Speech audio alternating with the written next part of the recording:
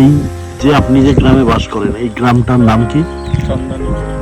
চন্দনপুর। ওই গ্রামে কত লোক বসবাস করে? 8 থেকে 10 হাজার। 8 থেকে 10,000। তো এই যে এত সুন্দর আপনাদের গ্রামের যে প্রকৃতি, সবুজে ভরা এত সুন্দর গ্রাম, আমি হয়তো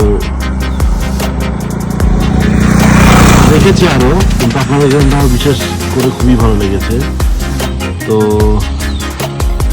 আপনাদের এই গ্রামের ডক্টর কতজন আছে? 10 জনও তো আছে, 10 থেকে 15 জন আছে। আচ্ছা, কোনো স্কুল টিচার তো আছে নিশ্চয়ই। হ্যাঁ, খান পঞ্চায়েত আছে। আর আপনার এই গ্রামে কিসের ওপর বর্তমান নির্ভরশীল এখন?